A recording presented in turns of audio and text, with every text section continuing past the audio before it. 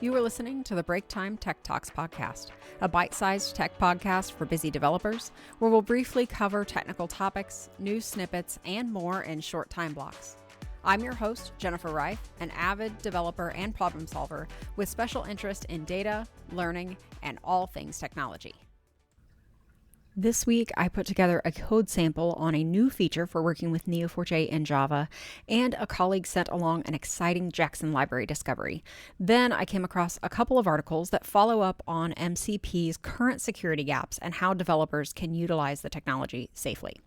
First up, though, I had mentioned in a previous episode that Neo4j Java driver has a new object mapping feature. I talked a little bit about it then, but I wanted to put together a code repository and some content around that. I was able to now get the code repository up and running. And my thoughts on this feature are that it's really awesome. I used to, when you would use the Neo4j Java driver, it would return raw map results that didn't map to your domain classes.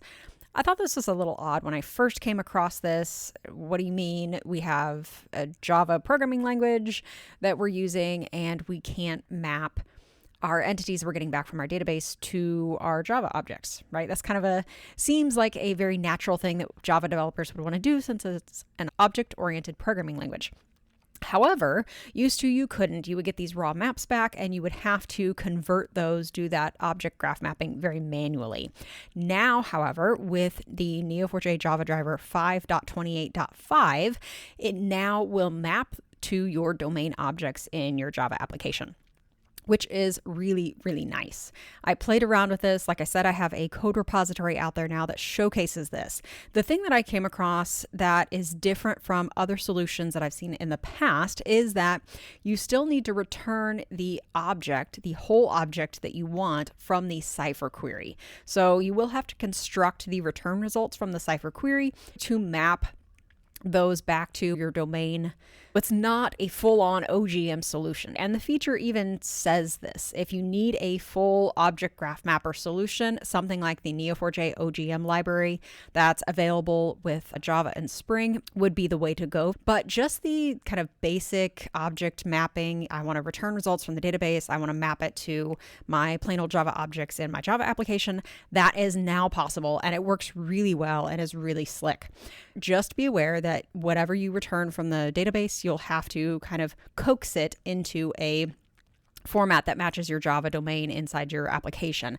What I mean by this is that you can't return nodes and relationships separately from the query if you want to map those as connected entities within your application. For instance, in a typical Java object-oriented domain setup, you would have two separate entities, and you would connect those via a property inside one that references the other domain entity, right? So for instance, for book and author, you would have a book entity. You would reference another separate author entity as a field inside your book entity, and that links the two together. With the Java driver new feature now for object mapping, when you return the Cypher query, you can't just return books and authors as separate entities. Again, it's not a full OGM solution. It doesn't automatically map those back to your domain model, if you will, inside your application. But what you would need to do is return books and then collect the related author objects into a field in the book object coming back from your query. And then it sees that nested structure and it maps that right back to your Java domain nested structure as well. As long as those two match, it works really smoothly. So just be aware of that. I will link the sample GitHub repository where you can see all of this, and I will be working on a blog post as well, but it's just not quite ready to go yet.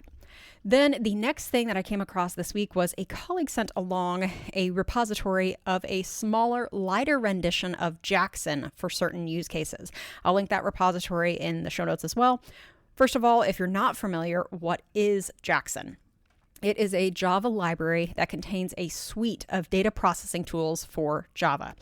It takes a variety of different formats of data and helps you process it and work with it and manipulate it inside your Java application.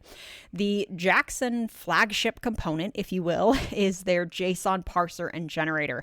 This is the thing that they're known for the best, working with JSON and helping you serialize and deserialize it inside and outside of your Java application. However, if you peek at the GitHub repository for Jackson, the initial core library, you'll see all the different data formats and things that are included. So they take lots of other types of data formats as well, not just JSON. It's just JSON's what they're most famous for. The whole repository, if you will, the library dependency and so on, is very large. The downside of that is that it ends up being a very large dependency with potentially unneeded pieces or subdependencies. For instance, if you're wanting to just parse JSON, then you're not using all of the other capabilities that are bundled and available within that large library. So what the new, lighter, smaller rendition of Jackson is called Jackson Junior.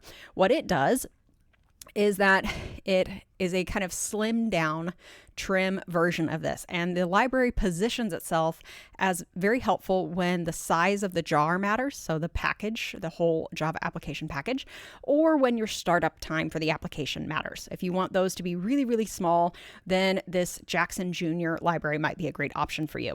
I have not had a chance to play with this Jackson Junior yet, but I know several colleagues who are already working with this and incorporating it into their projects, and I hope to explore it sometime in the future as well. The content pieces I want to look at today, and yes, I said pieces, there's more than one.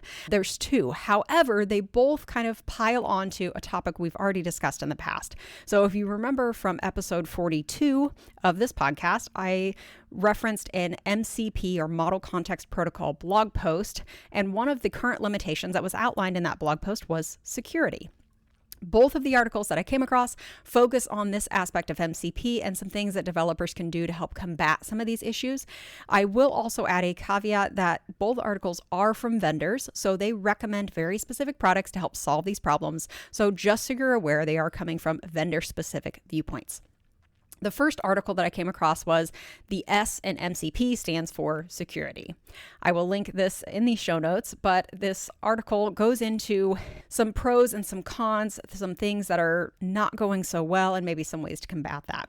I find that it's easy to fall into one of two extremes in a lot of different topics, tech being just one of those. You either trust everything and you just test things out and give everything your all, and sometimes that gets you in hot water. And then the other side of that is you view everything in a doom and gloom light, and you avoid using things until they're really well established. I think there's downsides and upsides to both of those extremes, but it is very healthy to understand the real flaws and the gaps where certain technologies just haven't caught up yet. This article does start out pretty negative, I find, but it explains the real gaps in security with MCP in a very overview and approachable way. It's quick hits, very easy to read and follow along with. But after it gets done with the negatives, it does step through real ways that developers can combat those gaps while still using MCP. So even though it kind of starts off at a negative viewpoint, the article realizes that people are still going to be using this stuff. Are there ways and good practices that developers can set so they can use it safely? It brings awareness without hindering usage of the technology. And of course, over time, a lot of these holes will get plugged up and these missing features will be built in. But we're just not there yet. So in the meantime, we need to be aware and give our due diligence to use these tools safely. So I really liked this article. It was a good highlight. Here are the things that can go wrong with some code snippets and an explanation alongside, and then explaining how developers can kind of fill these gaps in the meantime while the tool does not fill them itself. Then the second article I came across was called AI Model Context Protocol, MCP, and Security. This author argues that MCP provides points that are accessible to add security in. It's just that developers need to know what to inject into those places. This one takes a slightly different approach to the topic than the last one did, but it is kind of along the same lines. It's more of a deep dive on specific security aspects. I didn't find it too overly deep, though. I was still able to follow along just fine. First, the article starts by giving an architecture of MCP and then steps into specific security considerations along the way. There are some detailed walkthroughs of the gaps, some that were also mentioned in the previous article that we already talked about. And then the article also goes into some solutions and reasons why these approaches work well or are helpful. Some of these are already things that cybersecurity professionals will know and be doing anyway, but it's just good reminders of things that the tool doesn't take care of out of the box. In the article, it goes over just some general security practices as well as things you need to be aware of when you're dealing with AI solutions and the security that goes on there. So things like authentication, access control and verification, the server responses or error message practices, the tool input validations, and LLM sampling controls. Again, a mix of general security practices as well as things that you need specifically for AI solutions. I thought these two articles were really great in just addressing some of the gaps and holes that are still existing in this environment and some ways that we can already start practicing and working with these tools safely. There is still so much information to sift through on my end, but I highlighted a couple of my finds this week on the new Neo4j Java driver object mapping feature and the Jackson Jr. library. Then we dug in on some of the security gaps with MCP and the ways that developers can still use the technology with security in mind. As always, thanks for listening and happy coding.